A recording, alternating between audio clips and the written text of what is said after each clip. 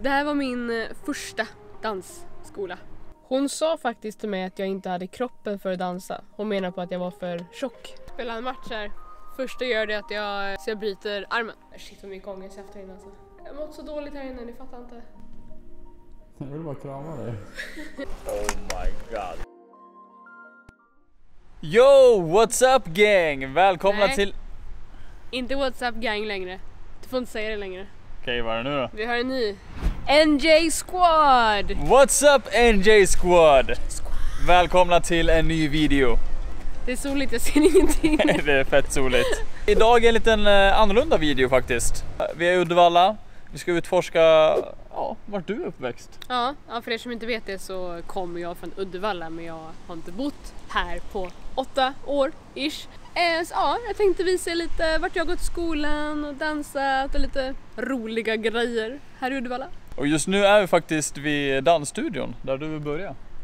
Ja, det här var min första dansskola. Miley's dansstudio. Det såg inte ut så här då. Idag är det öde. Jag tror inte ens det är någon verksamhet överhuvudtaget just nu. Vi kollar om vi kan se någonting. Är det dött eller? Det är stendött. Det roliga var att här stod pappa skulle typ hämta mig för dansen, stod jag här och väntade för han var alltid sen. Och så hade man såna här trikåer på, typ så lite barndanskläder tror jag. Här gick jag jag tror jag började när jag var typ 6 år. Någonting, och det gick jag showdance. Yeah. Rolig, eller mindre rolig historia är att jag faktiskt en tjej när jag var i min dansgrupp. Vad kanske jag började när jag var 6, kanske jag var 8. Hon sa faktiskt till mig att jag inte hade kroppen för att dansa. Hon menar på att jag var för tjock. Alltså, 8 kanske? Helt sjukt. Ja. Jag minns inte exakt det här riktigt, men jag har fått det återberättat för mig och att det var därför jag ville sluta dansa. Så jag slutade dansa ett tag faktiskt. Och började fotboll istället. Så jag dansade hemma bara. Jag vågade inte gå och dansa. Barn är så elaka mot varandra så. Inte bara barn, men barn är elaka mot varandra. Därför är det så viktigt att jobba bort mobbning gemensamt. För att det kids får höra när de går i 2:an, 3:an, alltså du vet så när man går i låg- och mellanstadiet. Sånt kan hänga med resten av livet. Du slutade dansa på grund av en sån kommentar. Och den personen minns förmodligen inte ens att han har sagt det idag. Garanterat inte. Jag känner inte henne idag. Och jag var lite rund när jag var liten. Det är klart man inte ville gå och dansa i sina men då behöver man tajta inte kläder kommentera då. det. Jag säger som, är det Timon som säger det eller? Nej, det är Nej, fel. Timon. Det är ju Bambi. Om du inte har något snällt att säga så säg ingenting alls. Det är bra. Här ute var det alltså fotbollsplaner innan. Det kan man ju inte direkt avgöra. Så fattar du hur gammal man är när ingenting finns kvar. Det är tragiskt. Mitt lag heter IK Rösse. Det finns inte kvar heller. IK Rösse alltså. Var ni bästa laget eller? Ja, vi hade en motståndarlag. Så det var alltid derby här i Uddevalla som heter Härsta. Så här var en 7-mannaplan. Och så var det en jättestor plan här borta som var 11 manna. Den var jättefin. Ser ni? Ja. De fina planerna. Rolig historia, jag spelade en match här. Så satt jag på avbrytarbänken. Så fick jag, var det min tur att byta. Springer in. Första gör det att jag kommer i en närkamp och ramlar. Så jag bryter armen. Men jag fortsätter. Jag börjar springa och bara vad ont det gör. Så jag springer så här. Men hörni, jag måste byta. Och så sprang jag och bytte. Och jag bara ont. Och hur länge spelar du med armen då? 2 minuter. Men så var det så här. Och blå. Och jag bara, det är så ont. Jag tror jag var 11. Men jag tänker springa ut igen liksom. Men de bara, nej men vi väntar. Och så kom mamma och pappa då. Så sprang jag till mamma och jag bara, mamma. Och hon är ju sjuksköterska så hon såg ju direkt att den här är fetbryten. Hon bara hoppade in i bilen så vi lämnade och åkte till akuten. Fick jag sitta där och då kom smärtan så jag bara Idag är den sned fortfarande. Okej, här är min första skola. Så jag gick här i förskoleklass till 6:an och det är Norrskola. Välkommen. Det här är nog den skola som jag har mest minnen från. Kanske för att jag gick här längst också såklart. Men minns du så mycket när du ändå var så ung? Ja, jag minns jättemycket härifrån faktiskt. Har du spelat King någon gång? Ja. Här på den här skolan var jag kung. Alltså på riktigt, vi spelade kula. Och jag spelade mot sexorna, så jag gick i typ ettan och spelade mot sexorna. Och jag vann alltid. Så var jag mästare på Kingrutan. Sen hade vi ett bollplank här, allting ser ut som det gjorde när jag var liten. Då kastar man tennisbollar i hålen. Det här är världens roligaste spel. Alla borde ha det spelet. King. Skolan är ganska stor och uppe ligger en gympasal. Varje år hade vi en skolshow där. Alltså liksom som det låter, en skolshow. Hela skolan får kolla på dagarna, och på kvällarna har man en till show, då får alla föräldrar komma. Som uppträdde för väldigt många människor. Jag uppträdde varje år som Britney Spears. Jag sjöng inte, jag mimade och dansade. Min alldeles egna Britney. Vart var det, sa du? Där uppe. Det är idrottssalen. Ni har ju sån här King överallt. Ja, så det är liksom grejen här, man spelar King. Alltså har ni spelat King någon gång? Alltså det är så kul. Kommentera nedan om ni har gjort det. Det är helt avspärrat. Det är helt avstängt. Får se om vi ens kommer in. Gud, det ser verkligen inte ut som det gjorde när jag gick här. Ja, det här är Ramnerödsskolan. Här gick jag 7:an till 9:an. Alltså jag har sett bilder härifrån. Jag hade perioder i 7:an. Jag var väldigt nervös för att börja här, så jag kom hit och var väldigt försiktig. Jag hade väldigt mycket eyeliner i ögat. Jag hade så här tajta jeans och mycket dödskallar och sånt. Det var inne då. Man var lite så här punkig typ. Sen i 8:an, då blev man mer natural. Då var det inne att man skulle vara natural. Man skulle vara gossip girl, så här Blair Waldorf. Man skulle klä sig classy och man skulle ha diadem. Och sen i 9:an så struntade man i det. Då var det liksom det senaste modet, man fixade sig. Man trodde man var vuxen, trodde man. Det var man inte. Jag kan säga att det var inte mitt mode när jag gick i gymnasiet. Nej, du vet, man färgade håret, man hade skinnjacka, man var liksom bara redo för gymnasiet.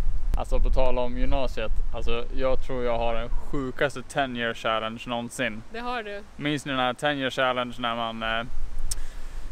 man skulle visa en bild på sig själv från 10 år sedan? Alltså jag tror den tar alla priser. Det gör det. Jag vet inte om jag ska visa i den här Släng videon. in den. Ska jag verkligen slänga in den? Släng in den. Alltså, okej, jag slänger in den här i bild. Ni kommer garva ihjäl er. Kommentera nedan vad ni tycker. Det är det bästa jag har sett. Det är alltså 10 år mellan de bilderna.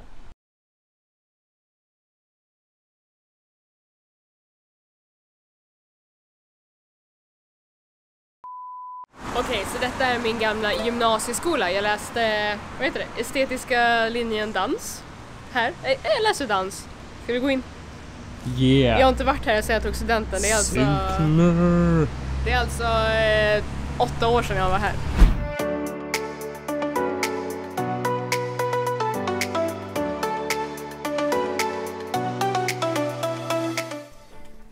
Här inne Nina, vet du. Här händer grejer. Här händer grejer. Oj. Här har jag spenderat många timmar. Ja, alltså jag skolkade inte alla, men det var mycket så här. Drog jag undan. Det blev mycket ångest där. Men det är det som är så himla coolt med att du... Att jag dansar vidare. Och att du dansar vidare och att du liksom hittat, antar jag, ett sätt att leva med det här och liksom relationen till Jo, men dig. precis. Så jäkla starkt. Alltså hade jag kunnat gå tillbaka till mig själv för 8 år sedan så hade jag sagt att kör ändå. Liksom. För jag var ju rädd för att visa mig dålig, för jag ville ju dansa. Och det var mina dåliga sidor. Då ska jag dels visa mig dålig, för jag kan ju inte. Fast Trodde jag, fast det kunde jag. Ja, Men det kunde hon. tänk att vara sämst, tänkte jag. Tänk att vara sämst. Diagonaler, tänk om jag skulle... Men du måste våga vara sämst i början. Ja, men det var ju då det. Sen började jag i Stockholm och då var man ju tvungen att göra balett. Det kan man inte skolka. Så då blev det ju... Så sen dess lärde jag mig det liksom. Så kunde gå tillbaka till mig själv och bara... För jag minns inte alls att du var så himla frånvarande. Mycket. Nej, det är också sån grej. Det är något jag kan ha fått för mig för att jag skolkade... Jag tror att du får för dig att du skolkar. För jag tror kanske. att du var så högpresterande och här jämt. Så att om hon skolkade en gång så var det 10 gånger för henne. Ja. Men jag minns att vi faktiskt pratade om det här. Jättemycket. Jag hade jätteproblem på gymnasiet. Hur går det ihop? Hon som är så himla duktig och omtyckt. Och så hur kan hon tänka så om sig själv? Det går liksom inte... Nej, men det var hela... Det tog tid innan du sa det. Ja. Och sen så bara hitta, men hur kan man jobba med detta då? Vad kan få dig att må bättre? Men sen när jag väl skulle fick prata, då ville jag inte prata, för då ska jag säga till dig att jag är svag. Trodde jag då. Så här, säger du, vill du prata om någonting? Nej. Här stod man för 8 år sedan. Vad blir det? Jag började 2009 till 2012. Jag började alltså för 11 år sedan här. Det var här du hängde alltså? Shit vad mycket ångest jag haft här inne alltså. Jag har mått så dåligt här inne, ni fattar inte. Men alltså ångest över vad då? Jag vet inte. Kolla jag börjar gråta här, jag får ångest här inne. Jag vill bara krama dig. Ja. Baby. Tycker bara synd om mig själv när jag var liten. Känns som du var, och jag vet hur du är lite idag också, du är väldigt hård på dig själv. Vilket kan gå till det onda. Det är det som var mitt problem, jag var jätteambitiös. Jag var så ambitiös att det blev dåligt istället. Så jag stod här liksom såhär, jag måste vara bäst, jag måste prestera idag för att jag ska bli bättre. Så det är ju bra ambition. Jag var ju motiverad, men...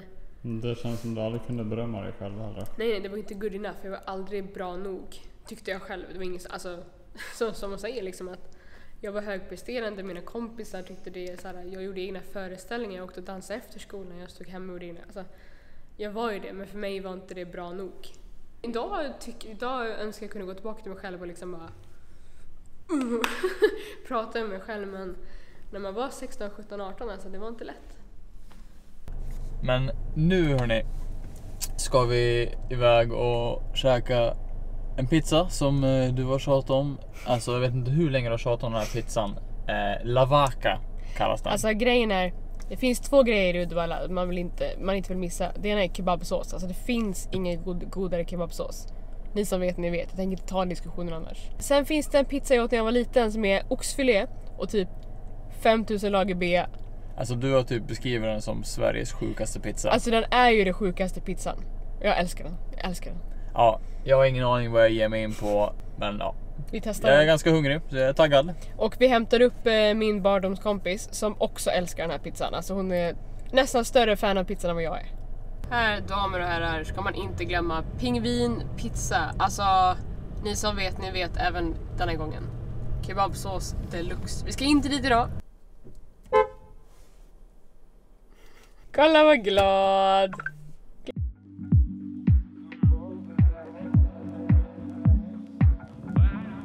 Alltså det är nästan som man inte vågar käka pizza här alltså.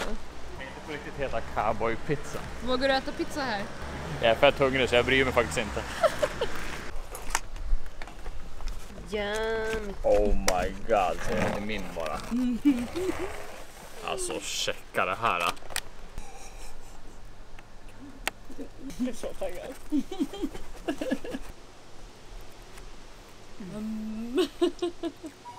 Hur gott var det? Ja, det är så gott. Är det verkligen så gott? Ja. Ja, betyg på pizzan då? 10 av 10, alltid. Deras kebabsås är minst lika god alltså det. Alltså jag måste säga att din pizza var faktiskt lite för flötig. Den är flötig, jag vet ju det som är gott. Ja, men den är för flötig. Ost. Det var väl allt för denna gången. Nu har vi visat lite av saker från Uddevalla som jag är uppväxt med. Kommentera gärna vad ni tyckte var roligast att se. Men jag tänkte du på det, typ allting vi var på, allting vi besökte fanns inte kvar. Det är lite sorgligt. Hörni, gillar den här videon så ge den en tumme upp och som sagt glöm inte bort att prenumerera på kanalen. Superviktigt. Jag ser vilka som inte prenumererar, så gör det nu. I'll wait. Anyways, hörni, tack så jättemycket för att ni kollar på den här videon. Glöm aldrig bort att ni är grymma, precis som ni är. Vi ses i nästa video. Det gör vi. Ha det bra. Hejdå!